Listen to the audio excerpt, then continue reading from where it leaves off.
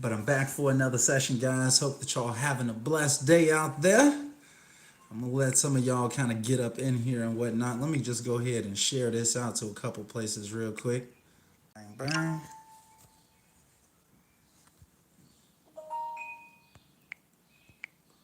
Just share this out to a couple more places.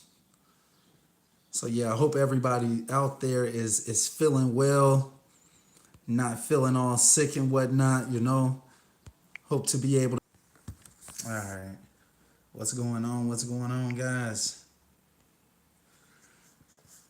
How's everybody doing out there? We are live, guys. We are live. Doing a live session of the Wholesaling Mastermind, y'all. So I hope that everybody's feeling good out there. What's going on, everybody? See some of y'all starting to funnel in now. Good to see y'all out here. Like I said, I'm going to be out here live maybe for about like 90 minutes or so. You say you can't hear me? Hold on. You say you can't hear me, Dan? No audio? Hold on. How you can't hear me? All right, here, let me put on these headphones.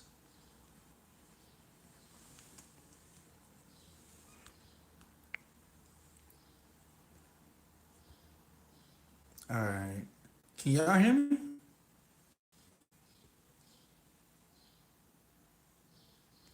Can y'all hear me now? Can't hear me now. Can you hear me now?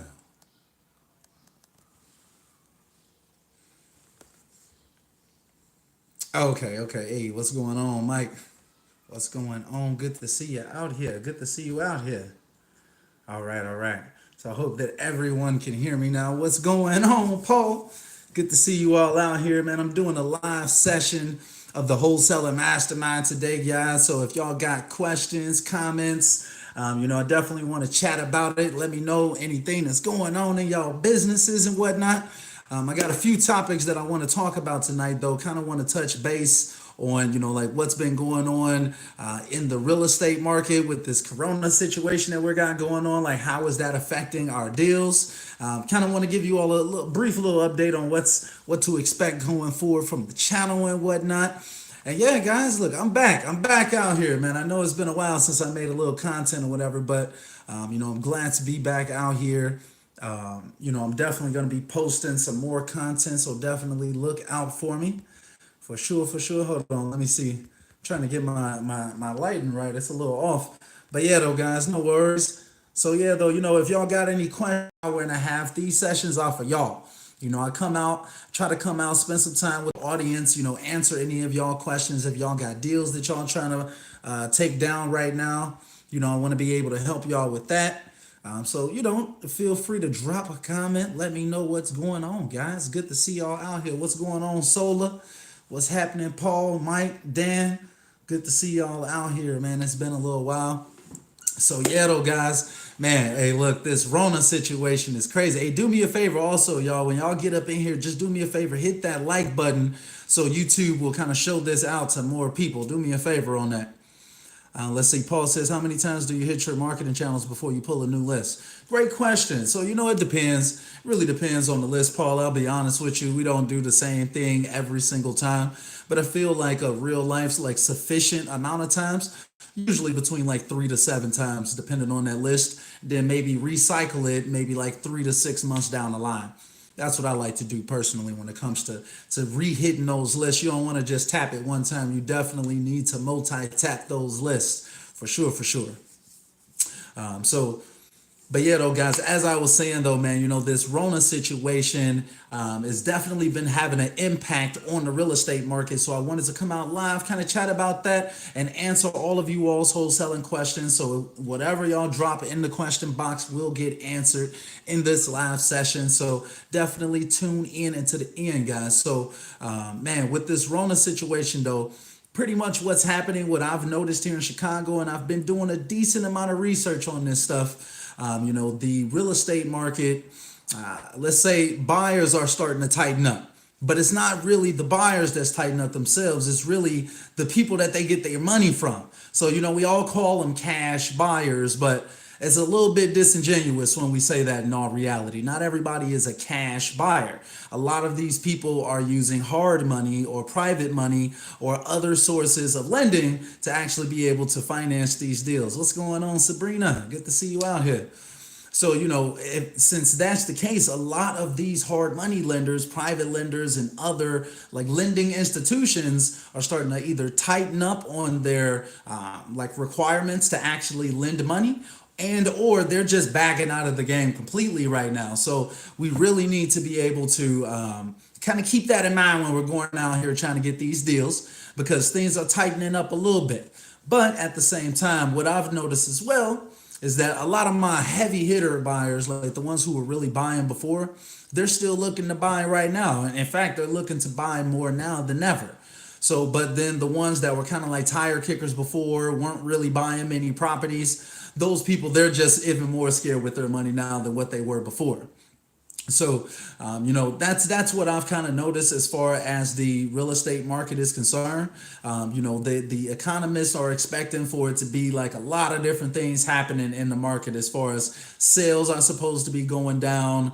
In general, you can't really do like open houses. People don't want 15, 20 people in their house all at one time. So it's a lot of different things that's kind of affecting our market right now. So keep that in mind.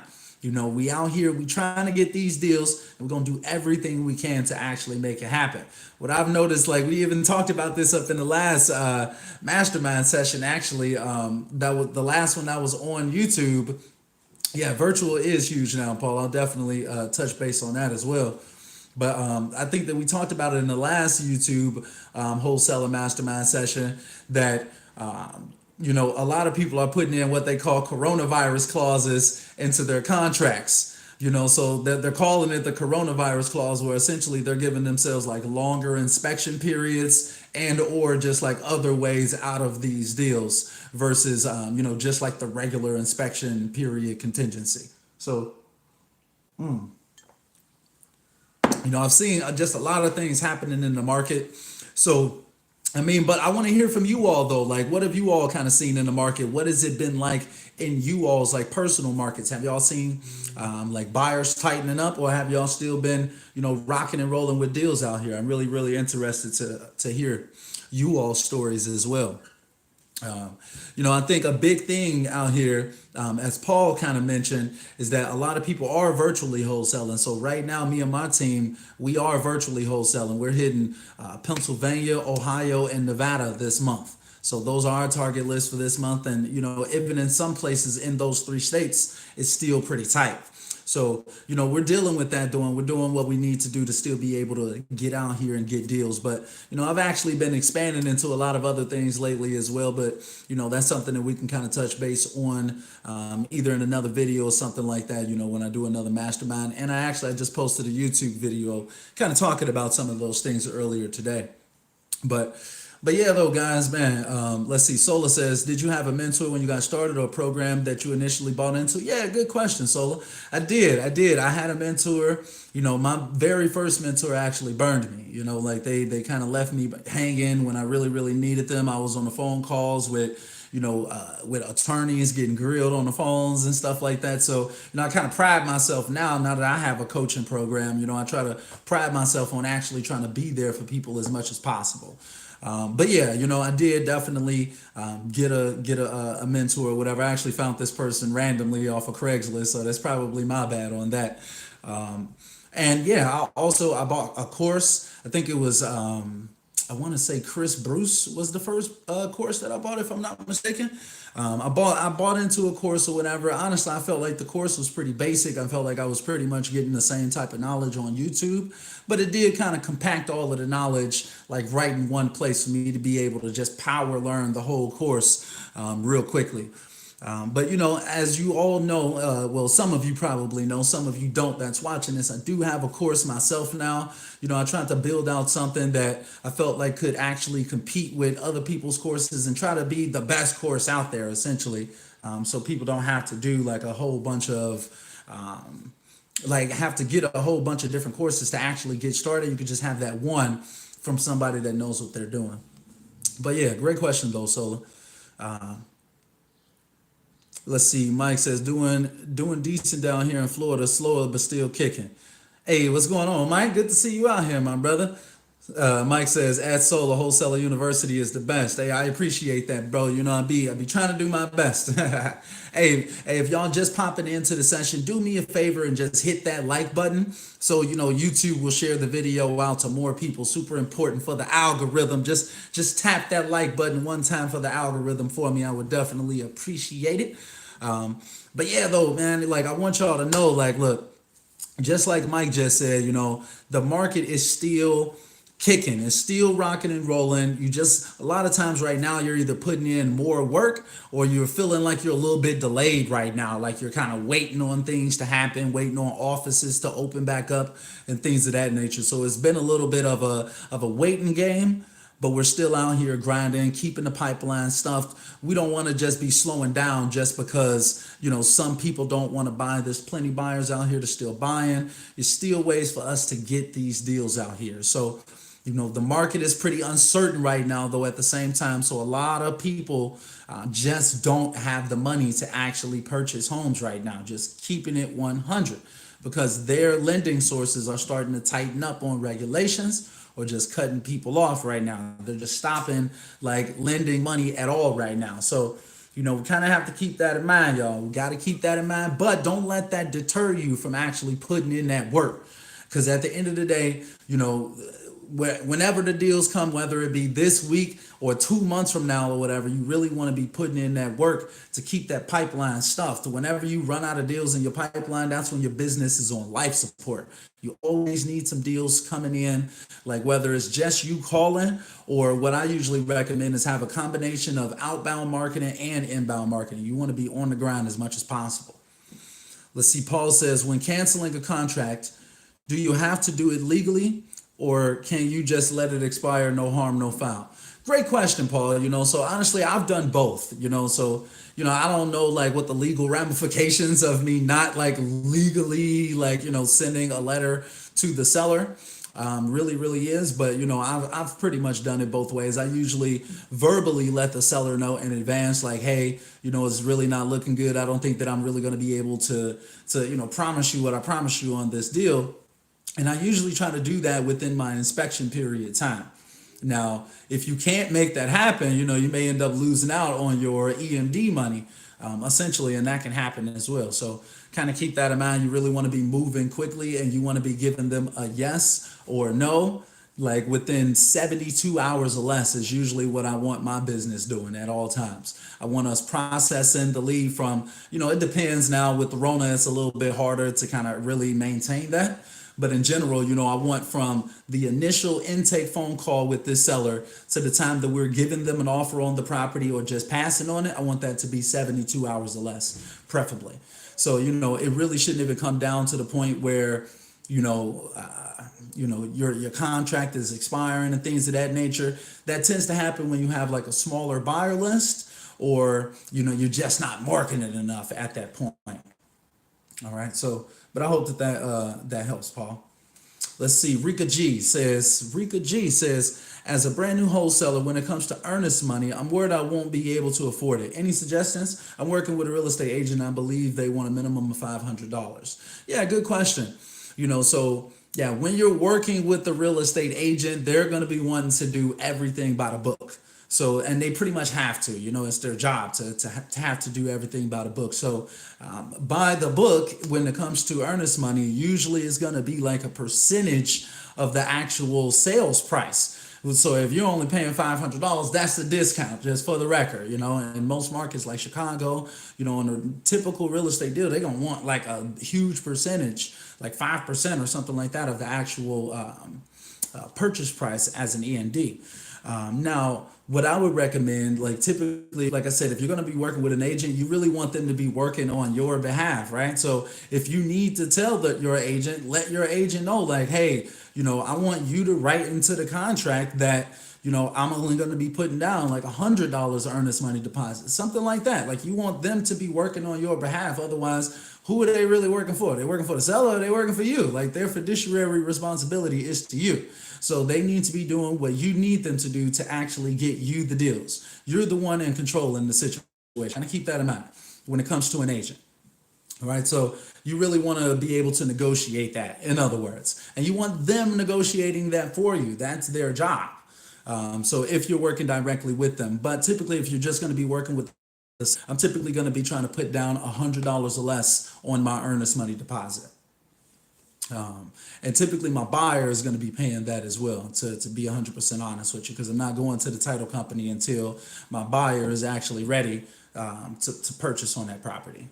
So let's see. Kwamel Burton says, "What's going on, Ed? I've been watching your channel a couple months now. I'm too an agent with Kale Realty." Okay, the right way. So I purchased my first 3-unit rental property about 2 years ago with a conventional loan. Okay, I see you out there, Kwamel. Kumal, I hope I'm saying that right. I hope I'm not butchering your name, brother. But yeah, I'm really glad to hear that, though. I'm really glad to hear that. That's what's up. Yeah, salute to Kale Realty out here in Chicago for getting the job done for us agents. There's like 600 of us out here. So yeah, that's what's up. That's what's up. Shout out to Kumal for out here grinding on these deals out here. You say you got your first 3-unit rental property. Where about? Like, where's it located at, Kumal? I'm just interested. What neighborhood did you decide to invest in? Excuse me. So let's see. So yeah, drop any more questions that you all have down as well, guys. Like I said, these sessions are really for you guys. I really try to come out here and provide as much value as possible to the wholesaling community. So if y'all out here grinding for that first deal or for that next deal, you trying to get unstuck from that inertia, you trying to figure out how to actually get deals right now with like this Corona situation going on, feel free to drop any questions, comments. It's a no judgment zone. There is no such thing as a bad question. So feel free to just drop some questions, ask anything that's on your mind. But I've also got some other topics that I want to talk about as well. So Kamal says, "I'm trying to get another multi-unit using 203K. Okay. I've had about 5 properties under contract, but all 5 have fell through due to appraisal being less than all-in price." Interesting. Okay. Hold on. So let me do that one more time. All properties that fell through or on market. Do you think I should pivot and look for off-market properties only to get that second one under my belt? Deals falling through is frustrating. Hey, Margaret, I see that message. Definitely gonna check that out as well. Definitely drop some more comments down below, guys. Appreciate y'all.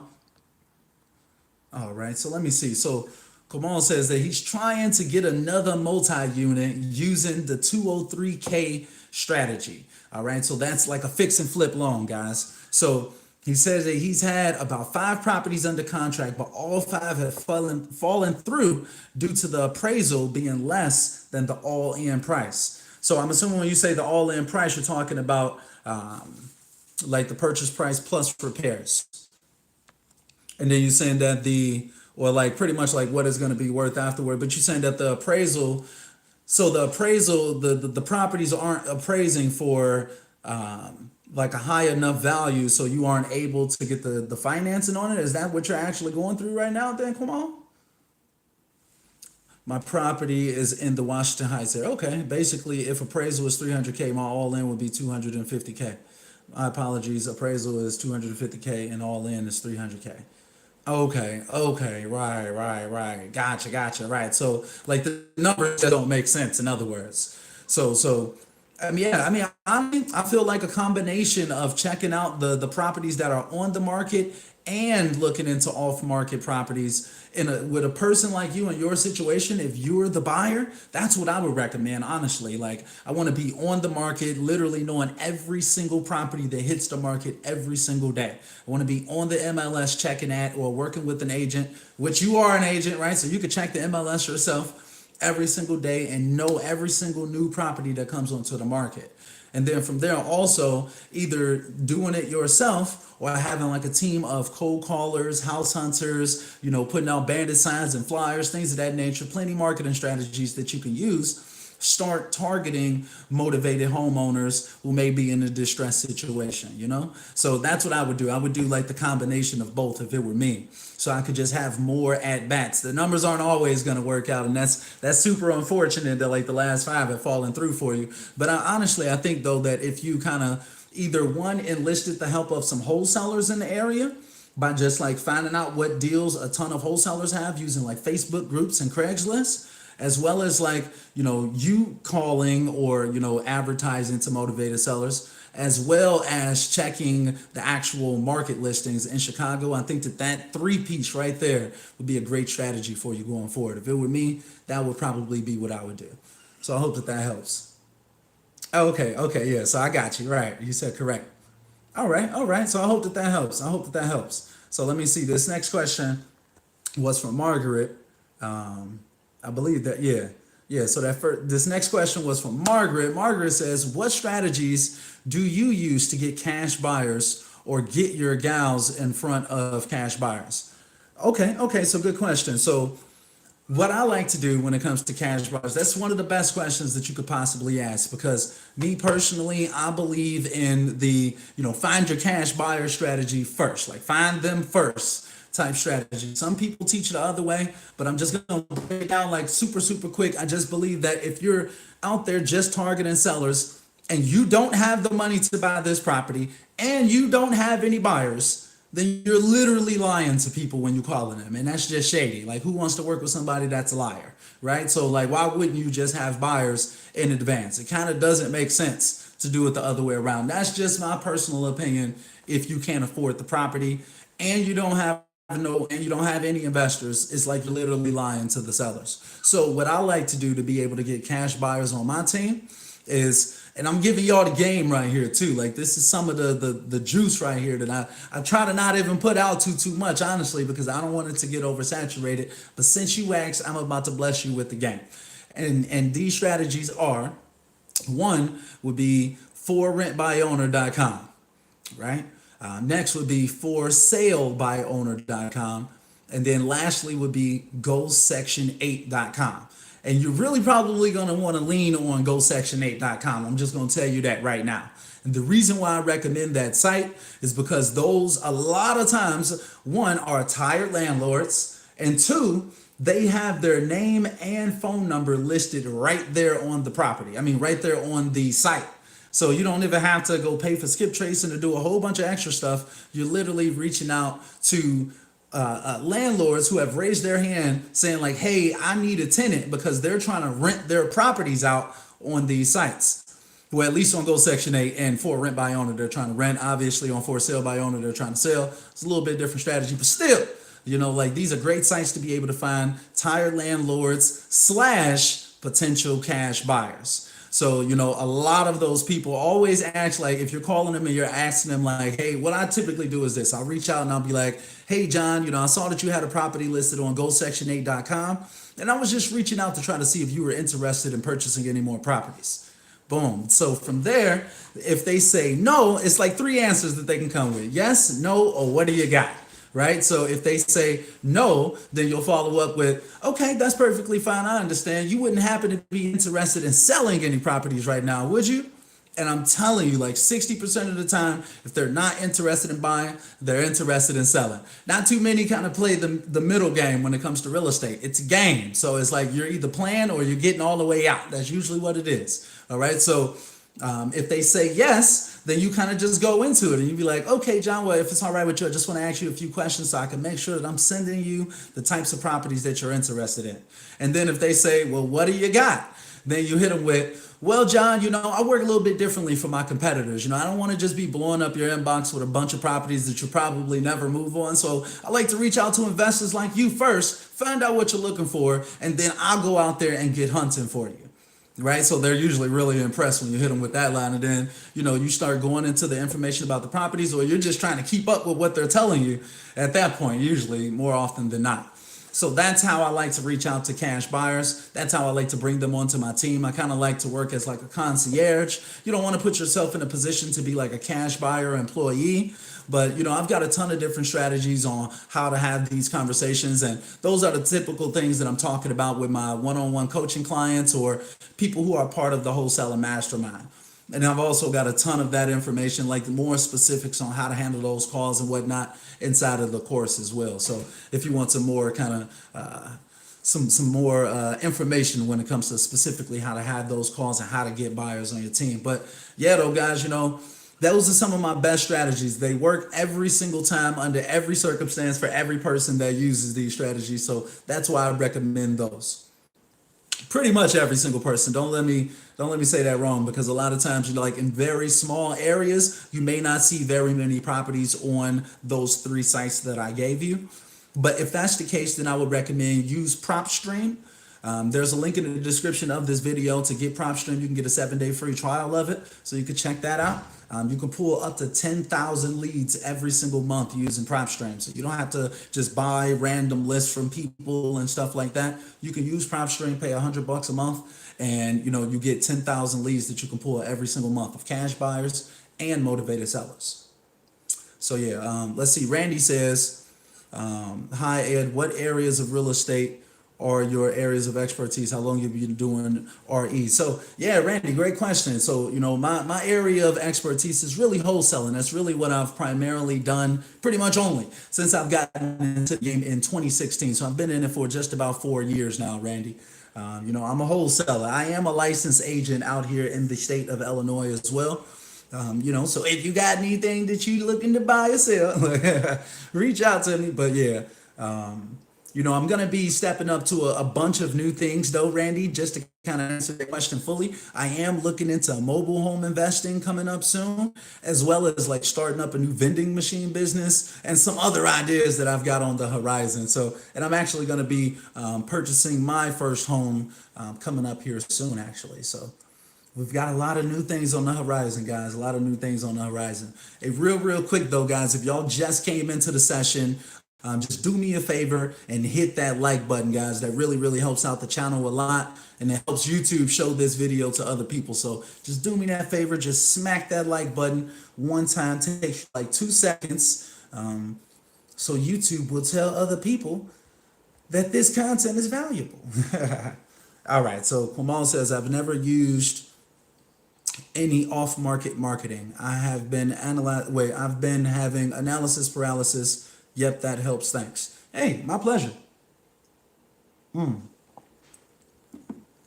So Mike says, "Never heard of the 203K. Can you talk about that?" Yeah, Mike. So, I'm not going to lie to you. I'm not going to act like I'm the expert of the 203K, but I'll kind of give you like a brief breakdown from my perspective, from what I know about it. All right, Mike?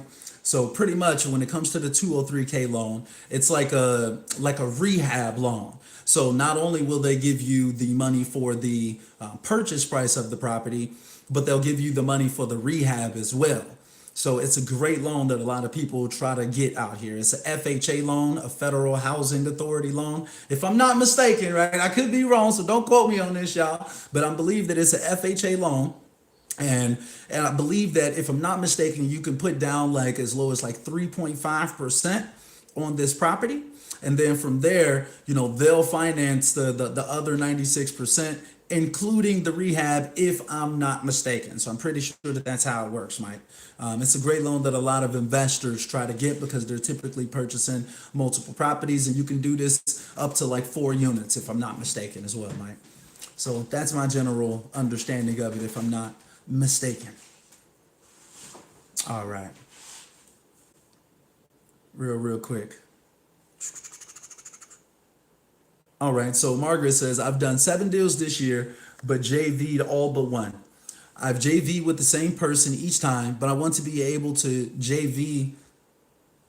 use JV unless I have to." Okay. So I think I understand where you're coming from, Margaret. I think you're pretty much saying, that I've done. So you're pretty much saying like, essentially you want to know like how to do more deals without needing to JV.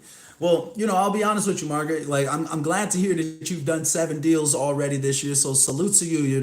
A lot of people haven't been really able to get a lot of traction. So that's great that you're out here knocking it out the right way indeed. So salute to you first off. But what I would say about as far as trying to do your deals yourself, I'll be honest, like in my personal opinion, it really boils down to that buyer's list. The more buyers you have, the more opportunities you'll have to actually sell this property. And I think that that's like mathematically correct, even if like you really think about it. When it comes to selling anything, people have to see it enough times. You have to get enough impressions, right? So if you're gonna like build a billboard, you would know that X amount of people would see this billboard, and therefore X amount of people would purchase from that. It's like a funnel. It's a funnel. So the more buyers that you have, the higher probability, like literally mathematically speaking, you will have to actually sell that property yourself. So if you're working with a JV partner, the only difference between you and them is that they've built up a ton of relationships with cash buyers already. And if you have built up those relationships with cash buyers already, then it's like all you need to do is just utilize those relationships with cash buyers. I like to try to, take them out to a cup of coffee or something, sit down with them. Probably not the best idea right now with the Rona situation going on, but in general, that's a great way to kind of ingratiate yourself with these buyers. You really want to know these people. Obviously, you can't have coffee with everybody, but there's ways to kind of automate those processes online and things of that nature. So, I go into more details about stuff like this inside of the course and whatnot as well. So, if you want some more information about that.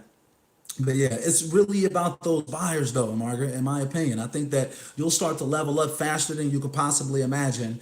If you were a beast like in getting a ton of dollars in, I'm telling you, like a lot of times though, having somebody else there to slam dunk the deal on the other end versus you having to do everything is a huge blessing. And a lot of people that you see out here that do a lot of deals, they're not doing everything themselves. They do a lot of JV deals, and there's no shame in that, and there's nothing wrong with that. If you're crushing it like that, hey, at the same time, kind of think to yourself, is it worth fixing what isn't broken?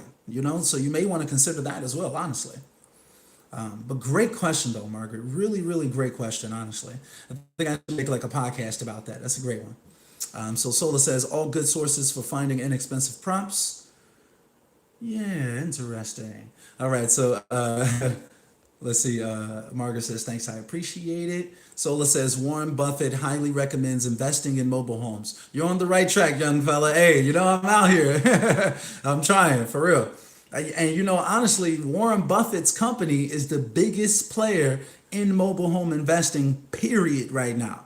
And Warren Buffett isn't just investing into anything just to invest into it. He's pretty much known as the smartest investor of all time. So I'm just saying, that's where I'm headed. You're just keeping it real with y'all. You know what I'm saying? I'm not going to go too much in depth on that, but that's where I'm headed though. And I would recommend that you all look into it as well. Definitely look into it. So Mike says, oh, that's great info, man. Yeah, Mike, definitely check it out. You should definitely do some more research on it. There's a guy on Instagram, Mike, if you're still listening, there's a guy on Instagram. The channel name is like the 203K Way. Check out his Instagram. Like he's got a lot of really nice, like those little informative Instagram posts, like little meme type posts or whatever. Anyway, but check him out or whatever. Like he's got some great content as far as the 203K strategy is concerned. Let's see. Kwamal says, yeah, right. It's an FHA, and yup, 3.5% down of purchase price and rehab. Yep, that's what I thought. Hey, I be on my game out here. You know what I'm saying? That's actually, I definitely look into. I'm looking into me something potentially using an FHA loan as well. So we're gonna look into it. Or well, we're definitely looking into it. It's on the plate of options that we have right now. So Rika says, can you please give a brief explanation of how you calculate your comps? I've come across several people who do it in different ways. Hey, what's going on, John? My guy, I see you out here, bro. I see you out here. All right, hold on. Give me 1 second. Okay, so Margaret. So, wait, no, was that Margaret? No, that was Rika. Let me get to that. So Rika, you says, please give a brief explanation of how you calculate your comps. Great question. And just so you know, I've got some videos on the channel about this specific topic as well, where you can kind of watch me go into these, like the systems that I'm going to talk about, and just like actually watch me do this stuff, just so you know. But what I like to do is a variation of ways, I'll be honest with you, and I kind of like to stack multiple methods together to really get a clear picture of what a property can be worth. So, I'll start off one of the way, I'm just going to give you all three. It's not necessarily in any specific order, but what I'll do is that I'll go in, typically using a system like PropStream. I'm going to start off with PropStream because they have great analytics on there.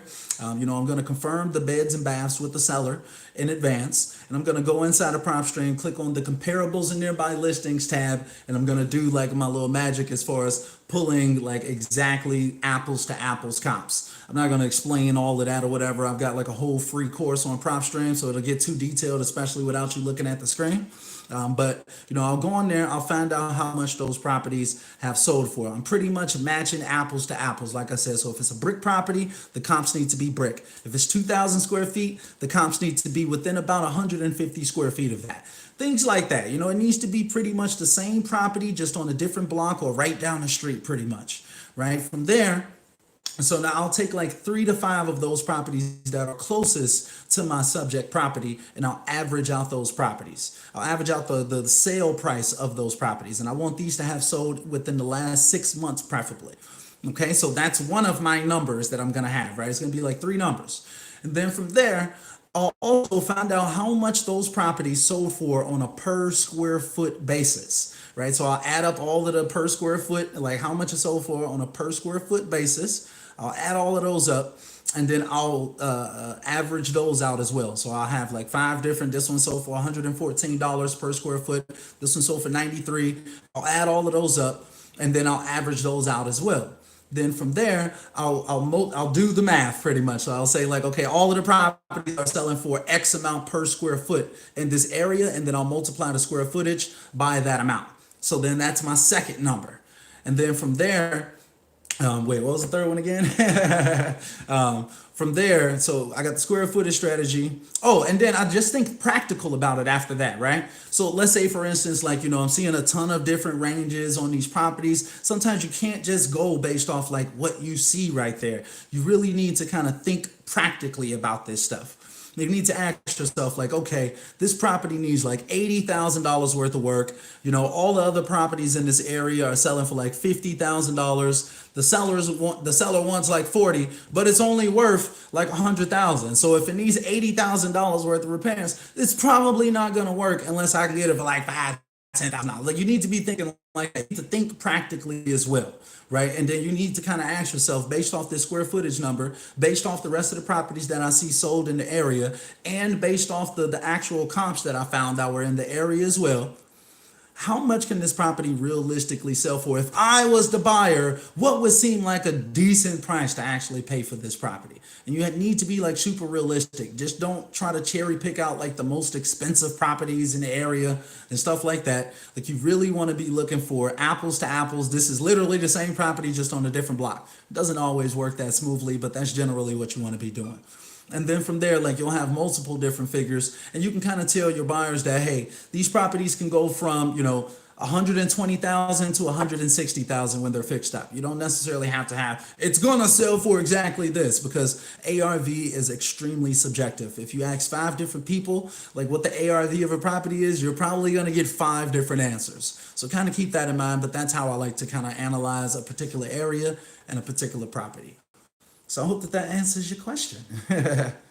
Yeah, that's a great question, though. Great question. Like I said, I've got some videos inside of the channel as well that you can kind of just check out and watch me actually do some of those strategies. So Margaret says, I'm going to take action on my buyers list tomorrow and just go hard. I am an action taker. Thanks for the information. Hey, it's my pleasure, Margaret. It really, really is. It's my pleasure to be able to help you, provide you some value, some motivation, some inspiration, some look. Here's exactly what you need to do so you can get out there and crush it tomorrow. I promise you. The bigger you build up that list, the more opportunity you're going to have for yourself. Like, when I teach my clients, I'm telling them, build up your buyers list first. Then you can not only find wholesalers, probably like yourself, Margaret, that have deals under contract, but they don't have any buyers. Go find those wholesalers, as well as being able to go find your own deals at the same time. So, like, people who have access to the money are the ones who really, really, really, really eat out here in the wholesaling industry. I'll be honest with you. But at the same time, the ability to actually get the deal is the most valuable skill in all of real estate. So, like, if you just have the buyers, you don't have to actually split that because you have the greatest skill in real estate, which is finding the actual deals. That's the greatest skill in real estate. So, you got this, Margaret. I got faith in you. I'm looking forward to hearing some updates. Come back to the channel and drop a comment. I promise you, I'll remember your name, and I'll be looking forward to hearing something from you. So just reach out to me on social media. It should be links in the description for you to network with me on social media. So Kamal says, how often do you regenerate motivated sellers with the same filters? Because if you do an absentee list Wednesday, it may be new absentee list owners on that list Thursday. How often do you generate the same list? Great question, Kamal. Great question. So what I typically would recommend is going about like 30 days before you pull that same exact list, depending on how big the list was that you pulled. So for instance, like, if the total list size is maybe like 12,000 people, but you only pull 3,000, then, obviously this week you can pull three, next week you can pull another three, next week you can pull another three, as long as you're keeping track of the ones that you did pull versus the ones that you didn't.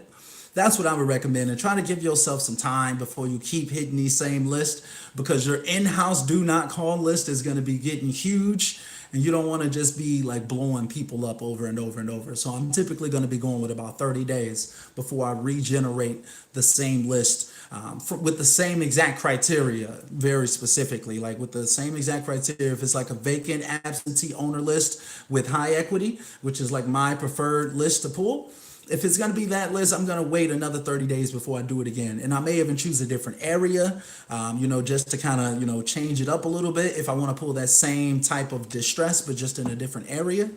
So, things like that. I try to get as flexible as possible, but I definitely don't want to be contacting the same people over and over and over and over and over again. If we haven't actually contacted them, I don't want to be wasting those marketing dollars on people that are just going to say no. But good question, though. Come on. Great question. Great question. That's like a whole podcast topic right there. So John says, mobile homes is the wave. Great rental income. Yeah, it definitely can be, bro. And it's a super, super low cost to actually get into that game. Now, you may be able to buy a mobile home for, let's say, like $2,000 or $3,000, be able to flip it for like $8,000 to $10,000, and there's way less competition on those deals. Like I said, I'm not gonna get too crazy into the mobile home stuff today, but I'm letting y'all know right now that definitely is one of the waves right now. Everyone needs affordable housing, and that is one of the routes that people go. And I mean, like, you may think, oh, it's trashy, oh, da da da da da. They have extremely beautiful mobile homes all around America, and in all reality, over 10% or around about 10% of all Americans live in a mobile home. So it's like, if you're not taking advantage, you just sleeping, and it's more opportunity for other people in all reality. So, hey, but we out here though. We out here. Let's see. So John says, always supporting my guy. Y'all better contact him for real estate wholesaling, coaching, and all them gyms he about to expand with. Hey, man, y'all know I'm coming with that heat, man. That's actually something that I kind of wanted to touch base with for a little bit up in this little live session while I'm out here, for real, for real. But we'll get to that in a second. Sabrina says, I watched your previous video. I'm interested in building business credit. Okay, Sabrina, glad to hear that. Yeah. Like the business credit is where it's at right now, honestly. And like, what I like about business credit is that when you get business credit, you're expected to kind of have that maxed out. Like, you don't have any type of expectation to not use all of the money that they give your business. So, and you can use it on whatever you want. So that's the beauty of business credit. I am affiliated with a private lending company now too, though, y'all. So they have a business credit builder program. I can drop some information in like the comments underneath this or something like that, maybe afterwards, Sabrina, so you can check it out. Or let's like try to network with me on social media. Just search like the Wholesale Coach on Facebook, and you'll find me there. And then just reach out to me, and I'll give you all of the information on how to get into that business credit builder program. They can put you in position to get some funding in about 4 to 6 months, realistically, if you're just starting off from scratch with no business at all. So But yeah, like I think that that's the wave right now as well, Sabrina. Like getting other people's money to finance these dreams, to finance these goals. Like I talked about up in my video earlier today on YouTube, like you don't necessarily just have to be the wholesaler forever. Nothing's wrong with being a wholesaler. But if you can actually dive into the game, own the asset, start getting that cash flow or whatever it may be, even if it's just fixing flipping it to another investor, that's going to be a much better option for you as far as sustainable long-time wealth versus just wholesaling it, because that becomes very transactional and it becomes all about how many deals can I do this year versus like, can I keep my tenants in the place so I could just cash flow just consistently all year. So it's a whole different ball game. Not to mention you'll have an asset, that's going to be building up your credit, putting you in a great position to be able to go use other people's money again to go do more deals, things like that. You'll be able to get home equity line of credits, things like that. It's just like unbelievable value to actually being in the real estate game and utilizing credit and real estate and all of that stuff, y'all. Business, credit, and real estate. It's like the holy trinity of actually creating that generational wealth. So make sure that y'all check out my latest video, man. I was kind of touching base on all of that stuff. So Kamal says that's by far the greatest skill, finding the deal. Yeah, 1,000,000%, 1,000,000,000%. Margaret says, I've got prop stream, but all of my deals have come from driving for dollars. I'm looking at videos now to know how to pull a list in my area. You rock. Hey, I'm so glad to help, Margaret. I really, really am. I swear to you, it really, really is my pleasure. That makes all of this worth it to me. I really, really mean that, for real. That's what's up. I'm like super excited for you. And like I said, I've got an entire course on like what I do to pull my leads. It's completely free. You can just it should be a link in the description of this live video where you can just click it or whatever. It's absolutely free. You can check it out and get a free prop stream training tutorial. And they have a free trial as well for all of you all who may not have it right now or whatever. You can just check it out for free, kind of go through there, see whether it actually fits for you and kind of go from there.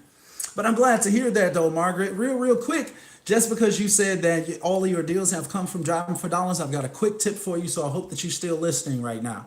So real quick tip, what I would recommend is potentially hiring a team of house hunters. That's what I like to call them. Some people call them bird dogs, but I ain't no damn dog. Don't call me a dog or a bird. You know what I'm saying? So I don't like that. I feel like that's disrespectful. So I call them vacant house locators or house hunters. All right. So I would recommend putting out a Craigslist post, something with a headline, something around the lines of vacant house locators needed, like 3 exclamation points, earn $500 to $3,000 per week or per month. Right, all caps, the whole thing, all caps. And then in the description, you kind of just break down the job description and stuff like that. I've got those documents available inside of the course as well, so y'all can check that out or whatever. Or y'all can just create it yourselves. Like I'm pretty much giving it to y'all right there or whatever. So definitely utilize that house hunter strategy. I'm telling you. Like versus just having one Margaret out there looking for deals, you can literally have 15, 20, 25 Margarets out there looking for vacant and distressed properties. That's one of my favorite tools and tips and techniques. That was one of the first things I did when I got out here into the game. And it really kind of made me realize like, okay, this thing is a business. Like people kind of depended on me to actually turn these leads into deals. It made me more committed. I started getting more traction and one thing led to another. Let's just put it like that. And everybody kind of talks about the value of driving for dollars. I just don't necessarily think that we all need to go spend all of our gas money doing it just alone. It should be like 15, 20 of us. It's a business at the end of the day. That's how I think about it. So I hope that helps, Margaret. Hope that helps. All right, let me see.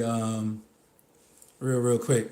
Kamal says, will you call someone that is on the DNC registry? Can you text someone on the DNC list since it's not a call? Great question, Kamal. So I actually use a service called Call Tools, and that's also my automatic dialing system. So, and with Call Tools, I'm able to scrub all of my lists against the federal do not call list, as well as our in-house do not call list. So I don't have to worry about calling people that I shouldn't be calling and stuff like that. So that really makes me feel a lot more comfortable. But I'll be honest with you though, Kamal, like my whole entire career up until maybe like 6 months ago, something like that, 6 to 8 months ago, I was definitely calling people on the do not call list, and I was nervous all the time. People would like threaten to report me and stuff like that.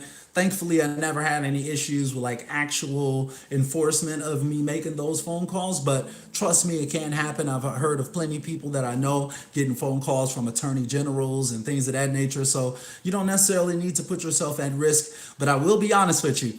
When you scrub that list against the do not call list, you will literally be taking away like half of your list. So kind of keep that in mind. Just know that off the rip, half your list at least is out of there. As soon as you scrub that list, there's over 250 million phone numbers on the national do not call list. So keep that in mind. But yeah, I do scrub my list now though. I scrub them for text and for phone calls. Come on. So just so you know. Great, Chris. Great question. Sabrina says, looking forward to video covering business credit. Yeah, absolutely. In fact, I'll definitely be making that for the channel as well. For sure, for sure. I want to put people on to as many different ways to expand as possible. So definitely look forward to that, Sabrina. I got you.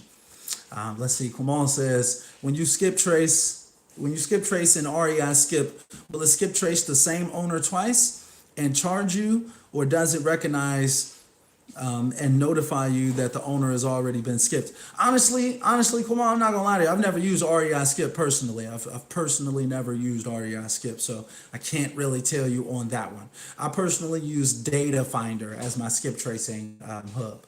It's $250 a month, but you can get 15,000 skip traces per month for that $250. You have to make a phone call to actually get that deal. Just letting you know. Let them know that Ed Hayes sent you. You'll probably be talking to Ryan. I'm letting you know right now. But yeah, that's what I recommend. That's 1.6 cents per lead. Most people don't know about Data Finder. I just put you onto the game right there. There you go. So Javar, what's going on, Javar? Javar says, hey, can you speak on building cash buyers list even if you may be in a smaller market? Yeah, great question, Javar. Hold on one second. I got you. So Kamal says, yeah, bird dog title is disrespectful. It is, man. It is. Like, that just seems like unbelievably disrespectful. Like, who calls a human a dog? And they call you a bird dog. What kind of stuff is that? Like, that's just disrespectful. Don't ever call your people no bird dog. For real. Let me see. Margaret says, that's what I'm looking for. It's hard to do everything by yourself. Yes, definitely is. Mike says, thanks, man. There's some trailer homes not too far from us for sale. How you plan on using them? Reach out if anything. Yeah. I'll definitely reach out, Mike. But like when it comes to how I plan on using them, what I personally want to do is two different strategies that I plan on using pretty much. And one of them is to use them as kind of like a rent to own type scenario. Well, I'll put them on payments from between 2 to 5 years. So maybe I'll purchase it for like $5,000, put like $1,000 worth of work into it because it's just a mobile home, right? So I'm not putting that much work into it. I'm just getting it rent ready. And then, after the 2 to 5 years are up, like that person would probably have paid me like $10,000, $12,000 over the course of that 2 to 5 years.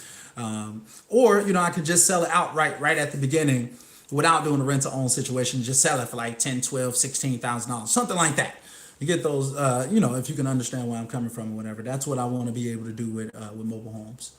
Just fixing, flipping them or wholesaling them or whatever it may be. There's multiple different strategies, just like if you were to be wholesaling real estate. However, the mobile homes, at least a lot of times, there aren't actual real estate, they're personal property. So you actually go to the DMV to exchange the title. It significantly decreases how long it takes you to actually cash out on this deal. That's part of the reason why I'm interested in it as well. Great question, though. Let's see. Margaret says, what's the dialer you use now? It's called Call Tools. Call Tools. Call Tools, like a hammer. So yeah, Kwamon says, is there any way I can get in contact with you to discuss the tools you're referring to and how to go about ordering them and making sure they know you referred me? Yeah, come on, look, what you can do is click the link in the description. There should be a link to like apply for one-on-one coaching, but it's going to be to schedule a 30-minute phone call with me. Now, I don't recommend people just, like using that link just to be having chats or something like that or whatever. But I'm gonna make an exception for Kamal. So, if the rest, just make sure that y'all are using that typically if y'all trying to have a conversation about getting onto the coaching program. Maybe you are, maybe you aren't. When it comes to, you say the DMV is closed, my bad. But yeah, maybe you are, maybe you aren't interested or whatever. But use that link though, Kamal, and we can have a chat. I know that you out here in Chicago, so I'll be more than glad to talk to you, my brother. Reach out to me. All right, so nice, gotcha, man. Mike says DMV is clear. It definitely is closed, though, Mike. You're 100% right about that. So you'll definitely be holding off on your deals for now. Yeah, so that's kind of like a thing that we're dealing with all across the nation. When it comes to even getting wholesale deals closed, is that so many offices are closed across the nation, um, such as title companies and places like that. Hey, no problem, Kamal. Got you, my brother, got you. Glad to help. So I'm gonna be out here for probably like maybe another 35 minutes or so. But I want you all, like I said earlier, if you all are just checking this out, if y'all coming in a little bit later, do me a favor, hit that like button so YouTube sends this video out to more people. Also, I just want to kind of touch base on what to expect from the channel going forward real quick. Like I made a video about it on YouTube earlier. Just want to touch base on it real quick for like 30 seconds. And pretty much just want to let you all know that I've been selling for like 4 years now. So, on the channel, that's pretty much all I've ever talked about, right? So, I'm going to start making some more content coming up soon about more things. I want to help you all be able to really start building up that generational wealth. And real estate in general is just one of the three prongs to that holy trinity of creating generational wealth, right? So, it's real estate, business, and credit in my mind is really what creates like that holy trinity of like generational wealth. Something that Jay Morrison talks a lot about as well, honestly. And that's, kind of where I got that concept from. And I want to be able to provide more of that type of value to you all because that's what's really going to make the difference on whether you win long term or not. Like, yeah, it's great to be able to wholesale, and wholesaling is kind of like the ATM, so you can keep going back and getting these deals, right? It's not going anywhere, right? But it's like at some point you want to level up and you want to become the buyer as well. And I want to help you all actually become the buyer as well. I'm actually going to be purchasing my first property coming up here soon. I'm going to be moving to Nevada soon. I'm going to be renting once I first get there or whatever. Kind of want to get a feel for the market, what it looks like, what to expect from it, things like that, and then decide whether I actually want to purchase a house there or not. But either way, though, y'all, like, look, I'm diving in, and as I'm learning all of this new knowledge lately, I just want to be able to share that game with you all, like such as like how to build your credit, what to do with the credit, the value of it, things like that or whatever. Not to mention like how to start a business, like what types of businesses are there to start up, things like that. I want to be able to bring more value to you all. Not to mention not just how to wholesale a property, but how to become the buyer on these deals. I've got some videos in the pipeline right now to kind of talk about that, like some of my favorite marketing strategies for inbound and outbound marketing, as well as a video on like how to actually become the buyer, because I want to put y'all onto the game. I feel like we only kind of getting a little taste of it if we're only talking about wholesaling, and I want to make sure that I'm giving y'all as much value as possible to be able to help not only you but your family going forward long term. I really mean that. Like, I want this channel to be valuable to you all, and if y'all come in here to spend y'all 10-15 minutes, I want y'all to really get the most out of this, not just for the short term, thinking like, searching things like how can I make $10,000 fast online. But like, if you do need, like, say for instance, like $1,000 to be able to pay a bill or be able to fund your wholesaling business, I want to have options for you all to be able to do those types of things. Pretty much, I want to give you all more value, more knowledge, more little side hustles that you can start up, more ways to make money now and down the line.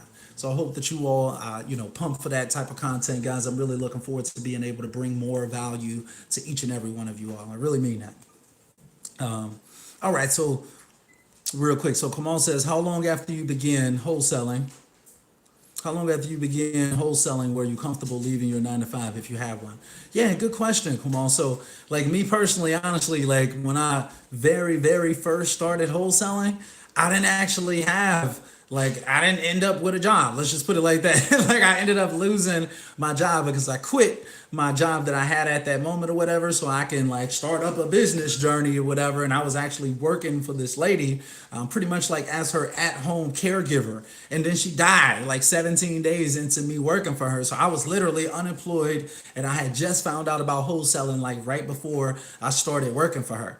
So it was pretty much like, hey, you either gonna get these deals or you and your family about to be homeless. And I was the breadwinner at that time, and it's like I had to figure out something, either that or we were literally gonna be homeless. So that's kind of like how I got into wholesaling or whatever. And yeah, it's kind of like a long story, but yeah, that's kind of what happened. So But yeah, so usually what I tell people is like you'll know when it's right. Definitely have like a good, healthy nest egg built up. Like if you're thinking about quitting and things like that, or get a couple deals or so, something like that at the beginning. You know what I'm saying? Before you leave that job. I mean, I'll keep it 1 million. I think like if you have the benefit of being able to work a job, as long as it doesn't like interfere with you being able to wholesale, keep that job because then that's just extra money for you to be able to fund your business with. So that's what I would recommend, to be 100% honest, not right at the very, very beginning. And had I actually still had that job, I would have been like working a job and trying to wholesale. But I'll be honest though, time, what I've noticed from years of coaching people now is that time is probably one of the most important key performance indicators when it comes to whether you're actually going to get deals or not. If you don't have time, you probably can't expect to do too much. So if it's like really crunching into your time, then you may want to consider, kind of trying to free that up. Whereas like, whether it be like you switching shifts or, finding a different job that allows you to work at different hours of the day or less hours, things like that. That's what I would recommend. Okay, so Sabrina says, yes, is it more advantageous to establish LLC or sub S for tax purposes? Oh, so honestly, Sabrina, I would recommend you'll probably have to talk to a tax professional for that, and it would depend on like your situation and like what your goals are and things like that. But I'll be honest, I'm definitely not the tax person. I refer all of that to my accountant. Like I'm not even trying to deal with the majority of that. I'll be 100% honest with you, because when it comes to taxes and stuff like that, it starts getting real complicated and real expensive real fast. So I want to make sure that I have experts on deck to actually be able to help me with some of those things. But just for the record, I have an LLC. So, if that helps. um, but yeah, I would say take like you have to kind of go down that path yourself and really like figure out like what would be best for you. Talk to a tax professional. Kamal says Vegas question mark. Yeah, man. I'm definitely looking forward to getting out into the Vegas market. It's gonna be, hey, I don't really know what to expect right at this moment. I'll be honest, but I do have some people out there that I know. They love it. I'm gonna be moving out there. I'm looking forward to the sun. It's typically pretty gray clouds. You know how it is. It's gray skies and cold every day here, man. I need a different environment. Not to mention Chicago has some of the highest taxes in the whole nation, and Nevada has no state tax. So to me, it's kind of like a no-brainer. I was gonna invest here in Chicago, but I kind of decided against it simply because the taxes are really, really high. And I always feel like the city is trying to tax me in every single way, shape, and form possible, and just trying to get as much money out of me as possible. So I'm like, you know what, screw this. I'm headed to the West Coast. I'm taking my talents to Nevada. So Kamal says, freeing up my time is the reason I'm at this second rental so tough. I'm sure I can survive off the income of 2 rental properties while I'm going full force of real estate. Hey, I'm glad to hear that. I'm really, really glad to hear that. So, yeah, you gotta have that. You gotta have that type of drive. It's gotta be. You gotta feel that hunger inside of you. Like, look, I gotta get up out of here. I gotta be able to get up out of here. So, yeah, I've got faith in you, though. Like I said, use that application down below so we could definitely have a chat about it as well. Kamal says, yeah, I go to Vegas a lot. I love it. Chicago is home, but if I was to go somewhere else, Vegas would be at the top of that list. Okay, I'm glad to hear that. So that's another Chicagoan saying that Vegas is where it's at. I'm glad to hear that because I need to hear it from somebody from a big city. You know what I'm saying? It's like, yeah, so yeah, but I appreciate that, Kamal. I really, really do. So yeah, though, guys, honestly, I'm not even going to like keep this session going much longer. Actually, I'm probably actually going to be wrapping this up probably like over the course of like the next 5 minutes or so. Just want to answer any last follow-up questions that you all have. I'm kind of hungry. I'm about to get me some grub. I'm not going to lie to y'all. So so I'm gonna have to wrap this one up soon. But yeah, though, man, I hope that y'all appreciate these sessions. Like I said, man, like these sessions are for y'all. I try to come out here and just bless y'all with some free knowledge, some free game. I know that this corona situation has got a ton of people at home right now. A lot of people are trying to learn new skills, new strategies, new ways to make money out here. And, I want to be I want to be that main hub for y'all to really, really get on that grind, get out here, start doing more real estate deals, getting your business credit up, getting that personal credit up, starting to be able to expand and do bigger things. So I'm really looking forward to bringing some more content to you all. Make sure that y'all check out the Wholesaling Mastermind podcast as well. If y'all haven't ever checked it out, just do a little quick Google search. Trust me, I'm gonna be right there. The Wholesaling Mastermind podcast is everywhere podcasts are found. Spotify, iTunes, all of that good stuff. So definitely make sure y'all check that out. Like I said a few times throughout this session as well, I do have a course if y'all interested in just learning some more of this type of knowledge in a more consumable type of way versus just YouTube videos or whatever. Y'all can check out the course on Teachable. There's a link in the description of this one. So just check it out if y'all interested in that. Rika says, thank you. Learned a lot. I will be back again. I've been chomping and listening. LOL, enjoy your dinner. Hey, you know, right? I'm missing out here. You know, I'm trying to get in the game. I got to get me a plate. I'm hungry. So, yeah.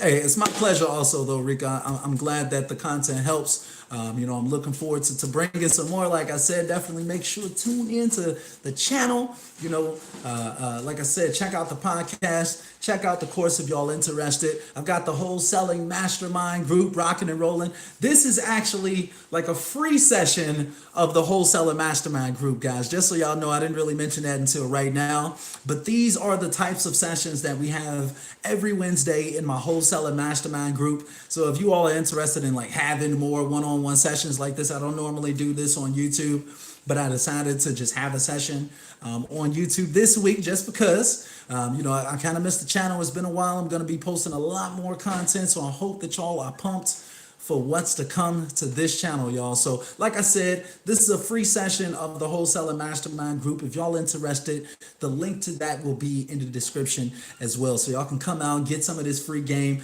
well, not necessarily free. I guess in that situation, y'all will be paying for it, right? But hey, you're going to get your money's worth. Trust me, So, but yeah, though, guys, check that out if y'all interested. And the link is in the description. If you all are interested in getting a coach on your team, we'll become partners on deals. I'll help you get your deals. We'll be on teams for up to a year, guys, with the coaching agreement. We could chat about it on a call, though, if you all are interested in bringing me onto your team to help you out, start getting some deals out here. I am available. All right, though, guys, I think that's about it, though, man. I hope that y'all blessed out there, like I said earlier. Let me just check. Yeah, hope that y'all feeling blessed out there, man. I'm about to go ahead and wrap this up. Sabrina says, enjoyed it. We appreciate all you do. Already signed up for the course. You say you ready out here. Yeah, I think I remember your name, Sabrina. Yeah, but yeah, and then Margaret says, thanks so much. My pleasure. All right, though, guys. I hope that you all are feeling well, stay blessed. Until next time, guys, we are hopes. Peace. All right, guys.